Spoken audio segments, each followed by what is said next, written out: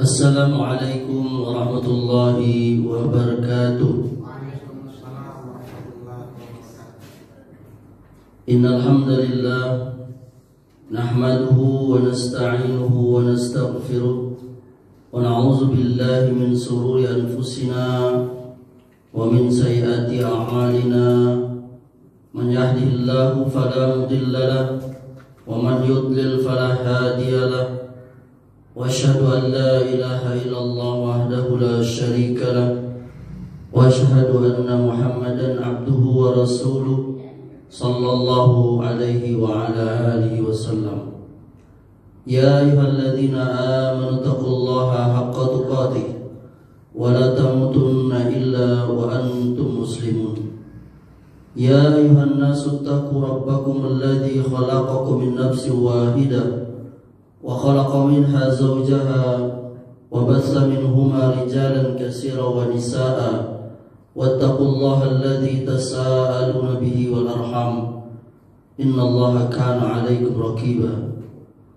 يا أيها الذين آمنوا اتقوا الله وقولوا قولا سديدا يصلح لكم أعمالكم ويغفر لكم ذنوبكم ومن يطع الله ورسوله فقد فاز فوزا عظيما.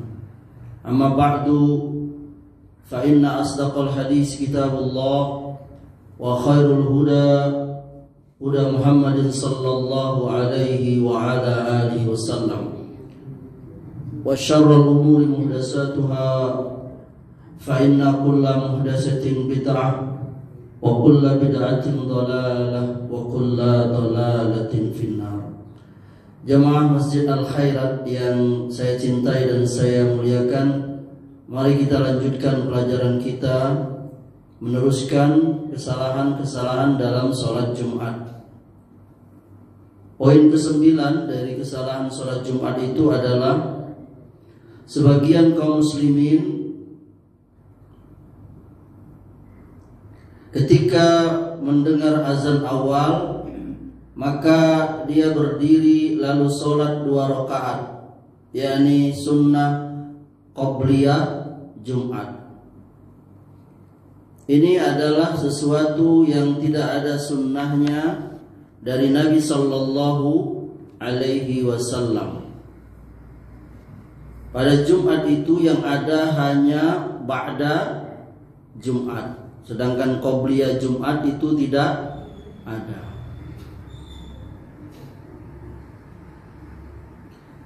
Memang betul disebutkan bahwa para sahabat radhiyallahu anhum, jika mereka salah seorang dari mereka masuk masjid sebelum khutbah Jumat, maka dia mengerjakan salat menurut yang dikehendaki oleh Allah.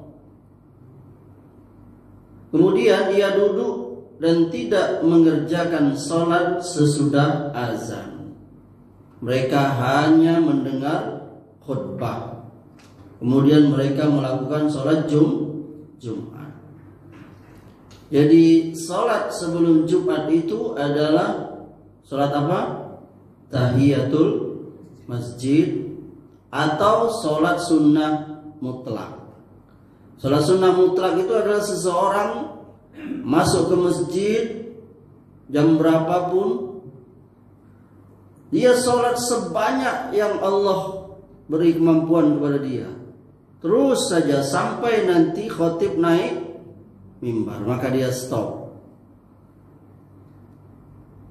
Itu namanya sholat sunnah mutlak, tidak terbatas. Itu bisa banyak sekali. Atau sholat tahiyatul masjid.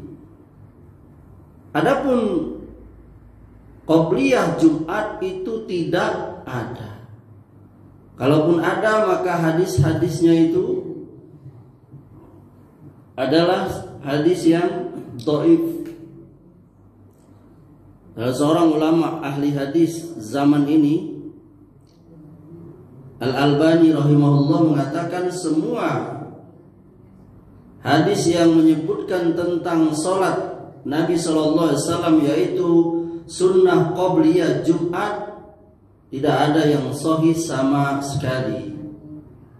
Bahkan sebagiannya lebih lemah dari yang sebagian yang lain. Ini beliau sebutkan di kitab beliau As-Silsilah As-Sahihah nomor 232. Yang ke-10, meninggalkan sholat sunnah ba'diyah, yakni sesudah Jumat. Nah, ini terbalik. Kalau tadi dia malah ngerjoin qobliyah Jumat, nah ini dia malah tinggalin sholat ba'diyah Jumat. Sebagian kaum muslimin dia meninggalkan sholat sunnah ba'diyah Jumat ini, entah karena malas atau karena tidak tahu. Ya, karena sebagiannya barangkali tidak tahu bahwa sholat Jumat itu ada sholat sesudah Jumat itu, atau ba'da Jumat itu ba'diyah. Sampai-sampai dikatakan ada orang yang selama 20 tahun dia melakukan sholat Jumat, dia nggak pernah sholat sunnah ba'da Jumat itu. Ya, padahal kata Nabi SAW, man raghiba an sunnati falaysa minni, siapa yang tidak suka dengan sunnahku maka dia bukan dari golonganku. Hadis sahih riwayat Bukhari dan Muslim. Jadi sunnah ba'da Jumat itu 4 rakaat berdasarkan hadis Muslim. Nabi SAW bersabda, iza shalla ahadukumul jumu'ata falyusalla ba'daha arba'ah. Jika salah seorang dari kalian sholat Jumat, maka sholatlah 4 rakaat sesudahnya. Ini hadis sahih dikeluarkan Muslim nomor hadis 881. Kalau dia mau, dia cukup 2 rakaat. Dalilnya hadis riwayat Bukhari Muslim dari Ibnu Umar, kana Rasulullah SAW la yusalla ba'dal jum'ati hatta yansari fa yusalla rak'ataini fi baitihi. Rasulullah SAW tidak salat sesudah Jumat hingga beliau pulang lalu salat 2 rakaat di rumahnya. Ini juga hadis sahih dikeluarkan Bukhari dan Muslim. Ulama seperti Syekhul Islam Ibnu Taimiyah, beliau menjelaskan, mensyarahkan hadis ini, kalau kita sholat di masjid maka ahsannya kita kerjakan 4 rakaat. Kalau kita sholat di rumah kita kerjakan 2 rakaat. Itu 4 rakaatnya itu 2-2. Wallahu ta'ala a'lam. Yang ke-11, kesalahan sholat Jumat ini, tidak bersegera menempati saf pertama bagi mereka yang datang duluan. Jadi sebagian orang yang datang duluan ke masjid sholat Jumat itu jamaah, dia melihat itu bahwa jamaah barisan depan itu masih kosong, tapi dia memilih lambat-lambat. Dia duduk saja di mana? Saf kedua, 3, 4, bahkan mungkin di belakang. Ya, ini dengan cara menyender di dindingnya itu. Dia nggak mau menempati saf yang di depan sekali itu. Nah, ini menyelisih sunnah Nabi Shallallahu Alaihi Wasallam agar bersegera memenuhi saf-saf depan itu. Sehingga terjadilah itu tambahan itu. Apa itu? Ya, ini khutbah Jumat itu jadi 3. Sebenarnya khutbah Jumat itu berapa? 2. Tapi karena orang tidak ngisi, sehingga adalah protokol, ya kan? Apa kerja protokol tuh? Nah, misalnya dia nyebutin jumlah uang kas, kegiatan masjid, sampai dia nyebutin suruh orang maju. Itu karena tidak rapat. Coba kalau sudah rapi, tidak perlu lagi, ayo maju. Kalau kita udah paham sunnah ini, gitu. Sampai kalau istilah saya ya, seolah-olah khutbah itu jadi 3 gitu. Bahkan lebih pandai lagi protokolnya kadang khotbah. Iya kan? Innal hamdalillah. Dia pakai ini dulu kan? Marilah kita bersyukur pada Allah. Ada ini sudah kita bertemu Jumat yang ini ya kan. Kita akan memasuki bulan puasa, ceramah gitu ya kan. Makanya saya bilang kadang lebih pandai pula dia ya, dari khotib aslinya itu. Itu kenapa? Boleh jadi itu. Bahkan kalau saran saya pribadi sebaiknya itu tidak dikekalkan. Kalau hanya sekedar untuk menyebutkan siapa khotib Jumat atau jumlah uang kas, sepertinya nggak begitu urgen. Karena nanti orang menganggap itu satu kewajiban. Sehingga kalau nggak ada protokol, bisa protokol. Tapi kalau kita sesekali aja, kalau perlu nian gitu, ada yang perlu diumumkan, misalnya sesekali aja gitu, Pak. Nanti ada undangan makan habis pada Jumat mungkin lah itu nanti sesekali gitu, tidak terus menerus, hanya sekedar untuk menyebutkan siapa khotib, siapa imam. Ini menurut saya ya, ini masukan untuk kita pengurus. Jadi sholat Jumat tuh hening gitu, orang sholat, ada yang zikir ya kan, iya nggak? Ada yang sholat, ada yang zikir, ada yang baca Quran. Semua khusyuk dengan ibadahnya. Tahu-tahu nanti imam naik ke mimbar. Assalamualaikum warahmatullahi wabarakatuh. Nah, itu tenang kan.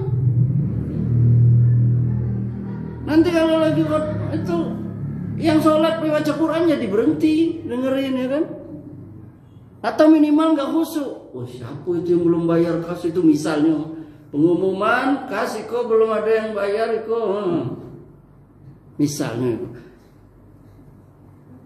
korban udah ini belum bayar misalnya itu. Lalu udah usahanya baca, waduh mau ampun disebut misalnya ini. Yang daftar korban baru ini gitu. Nah jadi kalau saya pribadi kalau ditanya hal yang seperti itu, ya ini ahsannya baiknya jangan dikekalkan. Jangan terus menerus dibiasakan, karena nanti orang menganggap itu satu seremoni yang harus gitu pakai protokol ya kan? Enggak, udah nggak usah. Kecuali perlu nian misalnya nanti gitu kan, yang sifatnya insiden gitu sesekali. Enggak setiap ada protokol hanya sekedar untuk menyebutkan siapa imam, siapa Bilal, uang kas dan sebagainya gitu. Wallahu taala alam. Jadi itu tadi. Jadi sebenarnya hal yang tadi terjadi itu tambahan tadi karena perbuatan tadi, karena orang nggak ngisi. Bahkan sudah disuruh maju aja sebagiannya nggak mau. Pak isilah Pak. Sehingga itu seperti ayahanda tanya pekan kemarin itu, Ustaz cuman lagi tidak ada tempat. Terpaksa kami melangkah-langkah kudu orang nih. Tak ada lagi tempat. Ada kosong di depan, orang tak mau maju. Jawaban saya kemarin boleh tak? Tak ada lagi itu. Nah kalau orang tahu nih, coba kata Nabi SAW, "Lau ya'lamun nasu ma fin nada'i was-safal awwali." Nah, perhatikan tuh, was-safal awwali thumma lam yajidu illa an yastahimu alaihi lastahamu alaihi. Seandainya kamu, yakni manusia, tahu pahala yang terdapat dalam azan dan shaf pertama, kemudian mereka tidak mendapatnya kecuali dengan mengundinya, suwit misalnya, maka mereka akan melakukannya. Ini hadis sahih, ya ini dikeluarkan oleh Muslim. Jadi karena keutamaannya azan dan shaf pertama itu, kalau orang tahu dia akan mengundinya. Tak mau dia tak ridho dia orang ada. Oi, aku berundi, ayo kita berundi. Sweet kalau misalnya, atau home pimpa.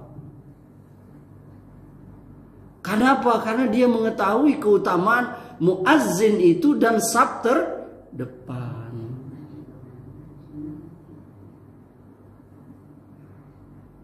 Nah, ini yang orang nggak tahu itu. Nah, kadang-kadang orang malah nyodorin ya kan. Ayolah. Kaulah. Padahal kalau mereka tahu berebut, dua-duanya kan ini surga ya kan. Hah? Bagaimana? Mau kita masuk surga duluin orang? Enggak lah. Kita tuh fastabiqul khairat, yakni berlomba-lomba untuk akhir. Jangan mau kita didolin orang. Kalau untuk akhir, nah, kalau untuk dia nggak apa-apa. Misalnya antri bayar parkir, bayar listrik, ada mak-mak tua.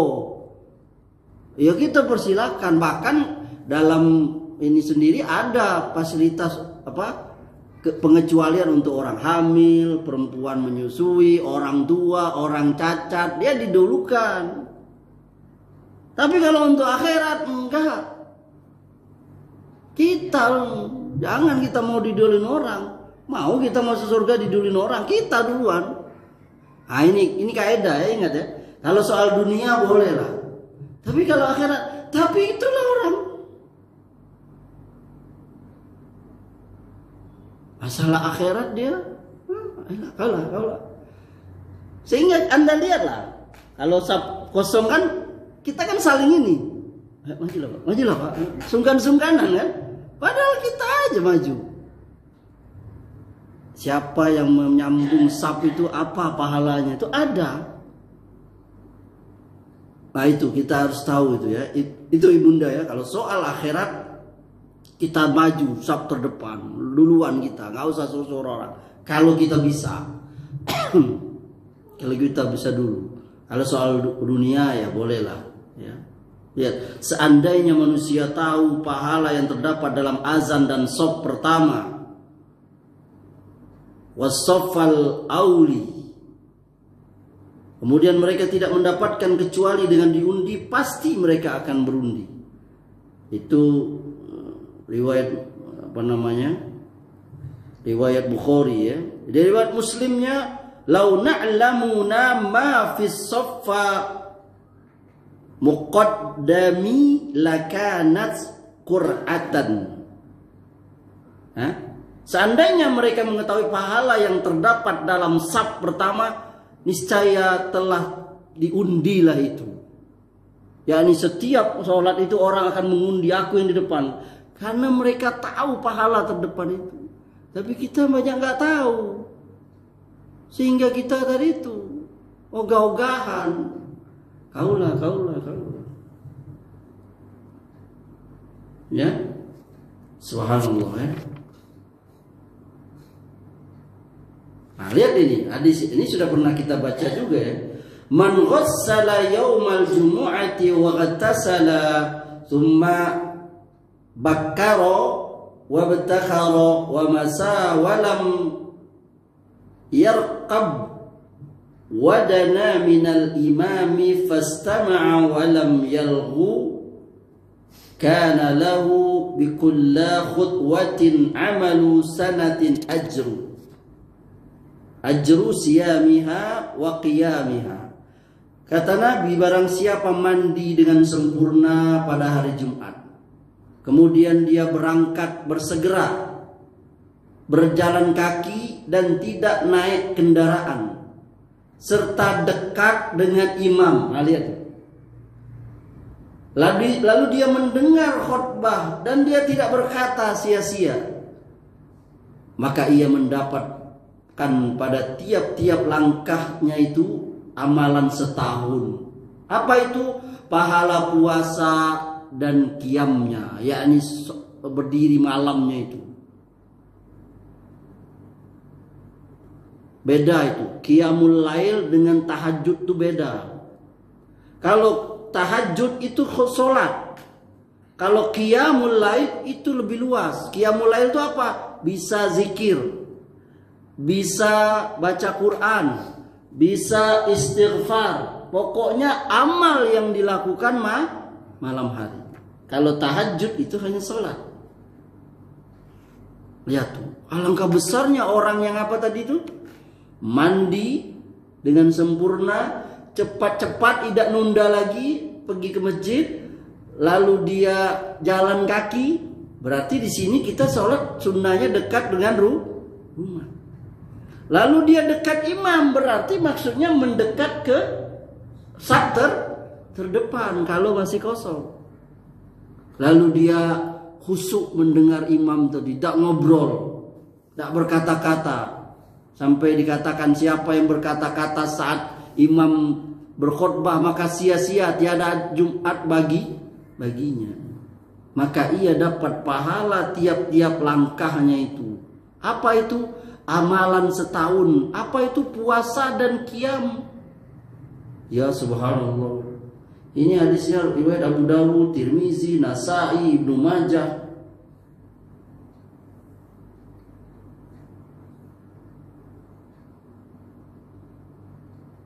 Ya. Para ulama mengenai penafsiran lafaz ghassala wa qtasala punya dua pendapat. Jadi di hadis tadi ya, ghassala man ghassala yaumal jumu'ati wa qtasala. Apa maknanya itu? Pertama, ghassala ra'sahu wa qtasala itu yakni bersungguh-sungguh dalam mandinya itu, yakni membersihkan rambut. Kalau kita sekarang tuh pakai sampo, gosok gigi, pakai sabun, ya kan? Mandi sesungguhnya. Ini pendapat tabi'in Abdullah ibnul Mubarak. Ya. Yang kedua, dia campur dulu dengan istrinya itu, sehingga menyebabkan dia butuh mandi. Nah, jadi selama ini yang beredar di kita itu, yakni siapa yang campur sama istrinya malam Jumat seperti membunuh Yahudi, itu nggak ada itu. Yang ada tuh ini tafsirannya itu, yakni mandi sebelum Jumat. Nah, kenapa supaya orang tuh mandi? Yakni dia harus wajib dengan cara apa? Yakni dia junub, yakni maaf yang sudah punya istri dia mencampuri istrinya, itu maksudnya itu. Ini pendapatnya Al-Imam Waqi, salah seorang tabi'in pembesarnya ulama tabi'in. Jadi mereka berpendapat sunnahnya seseorang yang campur dengan istrinya pada hari Jumat. Kenapa? Pertama, yakni supaya melampiaskan syahwatnya dengan yang halal, sehingga ketika dia ke masjid, ini kata ulama ya, sehingga sudah terlampiaskan itu, jadi dia tidak lagi mengumbar syahwatnya itu, karena syahwatnya sudah teredam dengan dia kepada istrinya itu. Ya. Jadi dia sudah kosong benaknya, jadi siap menerima apa yang akan dituangkan oleh khotib. Gitu. Nah, ini sangat luas lagi pembicaraan ini ya. Para istri harus tahu ini. Ya. Bahwa seorang laki-laki dalam hal tempat tidur, kalau dia tidak sampai terpenuhi, maka akan terjadi hal-hal yang ajaib yang itu dapat merusak akalnya. Oleh karenanya Nabi SAW memerintahkan kepada istri melayani suaminya itu, hatta dia di atas punuk ontanya itu, sampai seperti itu. Yakni berbahayanya lah seorang laki-laki apabila sudah naik syahwatnya itu. Nah, ini tunjuk untuk para wanita ya, terutama yang keluarga yang muda ya. Ini kita bukan berbicara sesuatu hal yang tabu atau apa, karena ini menyangkut dalam masalah Islam, dan sering terjadi hal-hal di dalam pasutri itu, hal-hal yang seperti ini ya. Yang kedua, Allah menjadikan keberkahan dalam apa yang dia keluarkan pada saat dengan istrinya itu, yakni kalau itu menjadi anak yang soleh. Kenapa? Karena dia telah meletakkannya, jadi kata para ulama, pada hari yang diberkahi, yakni hari Jumat. Subhanallah. Ya. Dan diantara yang menguatkan makna ini bunyi hadisnya itu, barang siapa yang mandi Jumat seperti mandi janabat, kemudian dia pergi sholat Jumat. Ini berarti visi seorang muslim itu tinggi sekali ya. yakni dia sampai terpikirkan, yakni dalam tanda kutip ya, dia menjadikan anak itu dengan sebab Allah, yakni di hari Jumat. Sampai seperti itu, Masya Allah. Ya. Kemudian bakaro wabtakaro, maksudnya itu untuk penegasan. Jadi menurut satu riwayat, artinya itu bakaro itu segera, cepat-cepat ke masjid. Sedangkan ibtakaro itu mengikuti khutbah dari awal. Jadi orang yang sudah mandi tadi, maka dia cepatlah ke masjid agar dia bisa menyimak khutbah dari awal. Fastama'a walam yalghu. Apa itu maknanya? Mendengar khutbah dan tidak sibuk dengan yang lain. Kalau orang zaman dulu itu sibuk ngitung apa? Kerikil. Nggak boleh itu. Kita harus simak itu khotib itu. Khotib itu simak. Kita bukan mainin ujung baju, bukan. Sebagian orang mainin ujung baju, muter-muterin kain sarung, ngumpulin kotoran di sejadah, ambek satu rambut sapu lah iku, ya Allah. Tidak lagi dia nyimak apa? Khutbah Jumat itu.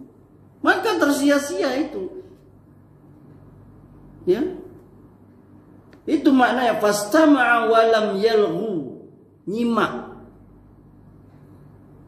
Jadi bukan dia malam lamun.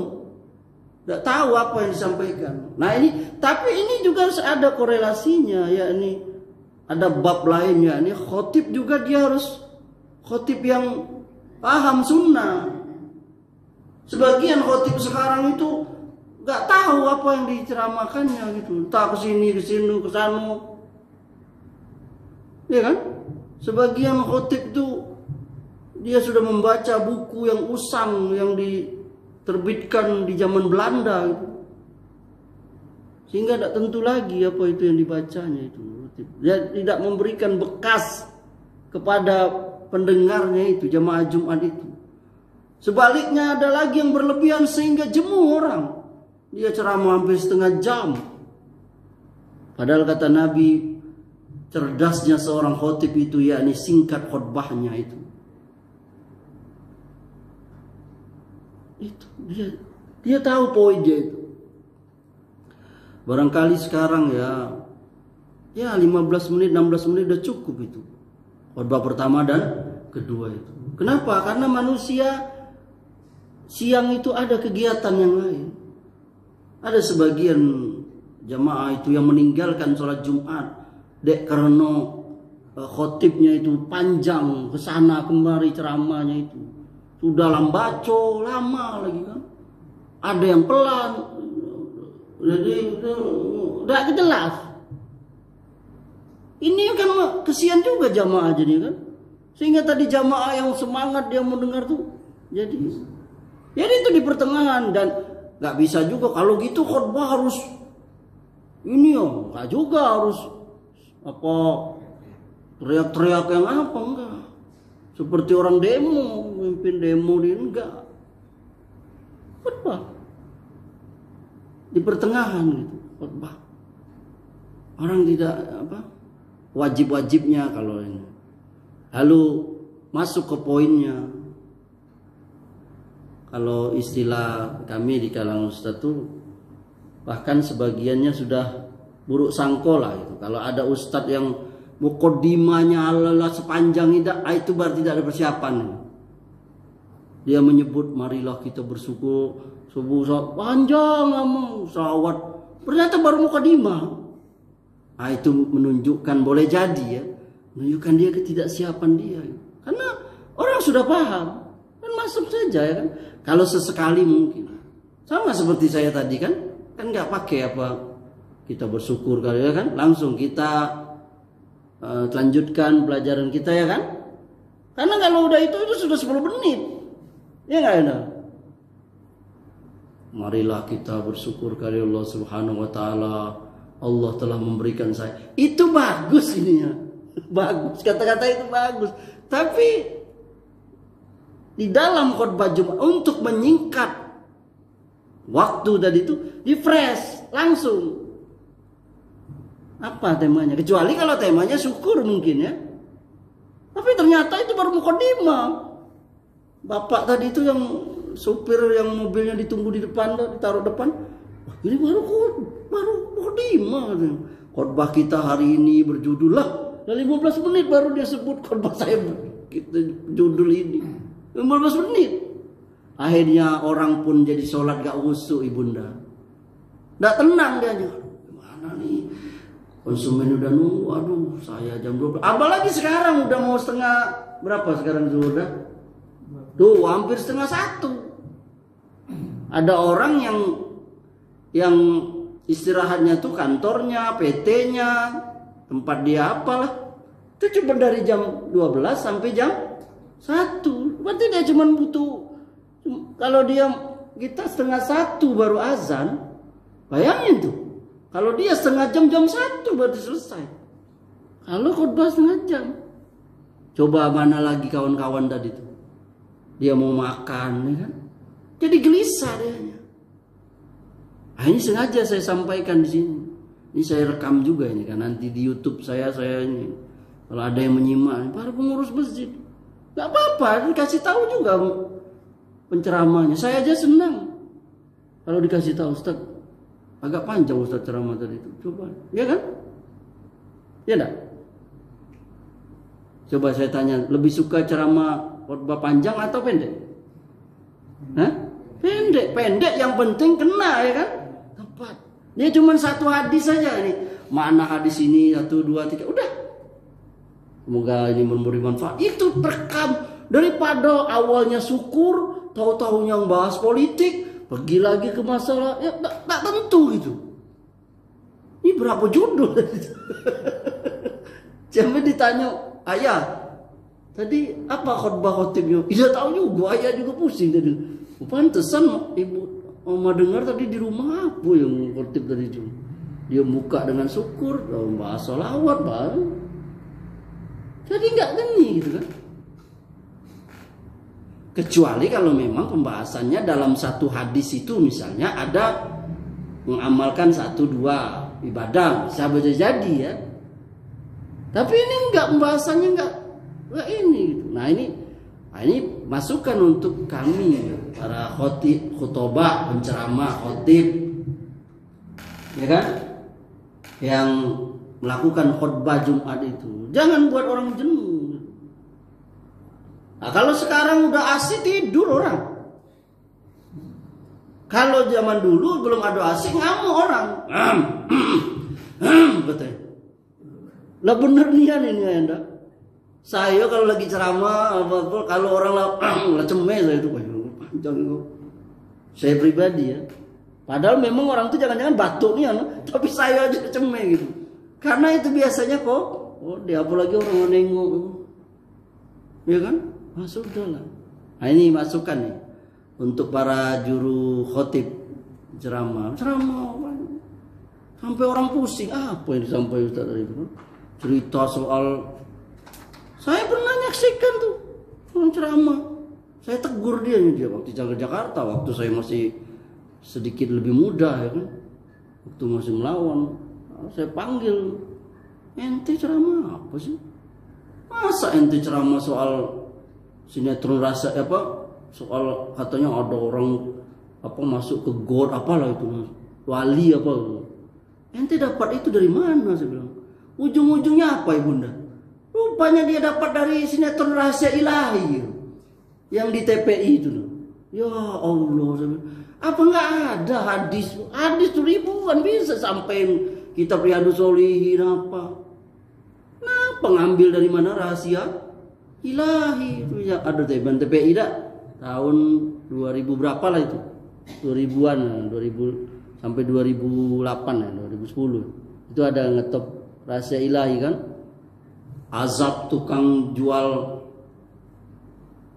gas yang curang ya kan ada aja ya Allah azab apa penjual apa macam-macam lah Pokoknya azab-azab ya. Ada yang kuburnya nggak pernah pas, digali, nggak pas lagi digali, macam-macam. Yang keluar belatung. Saya bilang, ente khutbah Jumat mengambil dari situ, ya subhanallah. Nah, ini benar-benar kejadian tuh yang pernah ngalamin itu. Saya tegur dia. Sampai dia ngadu ke kiainya. Sampai saya ditelepon oleh kiainya. Nah, coba bayangkan itu. Subhanallah. Mana gitu nah ini? Nabi itu khutbahnya ringkas. Fakihnya seorang itu kata Nabi, dia singkat khutbahnya, panjang sholatnya. Panjang sholat itu bukan berarti sepanjang-panjangnya, enggak. Dia tetap. Saya sendiri pernah waktu umroh tuh, sholat Jumat di Madinah. Siapa itu? Surah pertama wal asri. Surah kedua, rakaat kedua, inna atau inna. Sholat Jumat itu. Subhanallah. Habis sholat saya lihat wajah-wajah jamaah itu girang sekali dia. Kenapa cepat wal asri sama inna atau inna? Karena dia nak belanja. Jamaah umroh haji itu nak belanja. Cepat. Nah itu. Coba ibunda yang berdagang ya kan. Ayahanda yang berdagang. Sholat Jumat masjid khutbahnya sama sholatnya itu cuman 15 menit ya kan, udah tahu 20 menit lah sholat sama khutbahnya, girang dianya. Tadi nggak was-was dia ninggalin warungnya itu, malah dia senang itu, ya kan? Kalau itu ya orang jadi malas orang sholat. Siapa imam itu? Amri. Weh jangan nian dia tuh dibacain surah Al-Baqarah. Malah ampun nian itu ampun nak nonton bola misalnya. Dia pindah sholat situ. Rupanya si Amri sholat di situ pula. Rupanya giliran. Ya di sini rupanya. Coba lihat itu. Tapi kalau ustadznya sholatnya ringkas, enggak, pertengahan lah kan, jangan terlalu cepet nian pula, bukan. Itu namanya apa? Khusyuk, tumakninah. Itu yang kita selalu bahas itu, kisah Mu'az bin Jabal itu yang mimpin sholat baca surah Al-Baqarah sampai ada sahabat yang dia sholat sendiri, tegur keras oleh Nabi itu. Apa anta tukrihun nas hatta yakunu, apa engkau akan paksa manusia Mu'az? Karena orang itu ada yang dia sanggup, ada yang nggak sanggup. Coba bayangkan orang baru sekali ke masjid, tahu-tahu sholat baca Al-Baqarah, dijamin dia tidak mau lagi. Jangankan yang baru ke masjid, orang yang sering ke masjid juga kan Al-Baqarah. Apalagi sholat Isya. Kawan tadi itu, kawan Mu'az itu mau nyiram kormanya. Kalau kita sekarang nih, dia mau buka warungnya, dia mau buka tokonya. Kalau karyawan tadi dia mau makan dulu makanan yang dibawa oleh istrinya tadi. Ada waktu kan. Nah itu, ini coba kalau kita berilmu, paham subhanallah. Jamaah paham sunnah-sunnah sholat Jumat, khotibnya paham, muazzinnya paham, tak perlu lagi. Kadang anak saya juga dulu, waktu yang tua masih kecil juga dia karena udah mengerti itu kan, ayah itu katanya nggak boleh ngomong, kok dia masih ngomong juga, dia sendiri yang ngomong katanya. Anak saya itu kan habis apabila naik ke ada muazin kedua itu, apabila khotib sudah fala jum'atalah an situ pas mau janganlah kamu, diamlah kamu, jangan simaklah, kalau kamu berkata-kata maka sia-sialah Jumatmu. Anak saya ngecek, ayah katanya nggak boleh ngomong, dia sendiri ngomong. Saya juga iya juga ya. Nah itulah itu. Jadi kembali kepada sunnah itu yang membuat kita mudah itu dalam beribadah itu.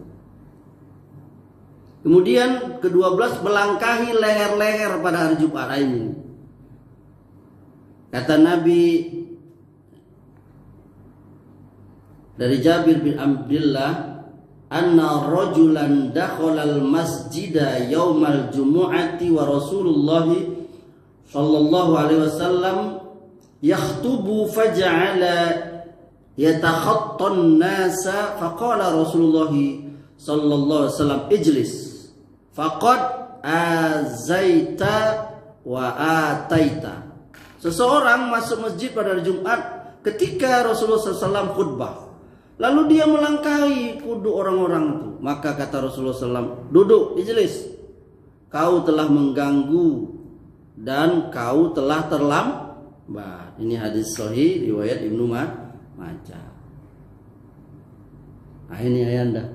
Jadi sampai Nabi saja menegur orang yang melangkahi kudu itu. Tapi kalau kita amalkan ini pasti heboh ya kan? Iya nggak? Kalau lagi khutbah, hei duduk, oh pasti heboh. Masuk khutbah guru orang.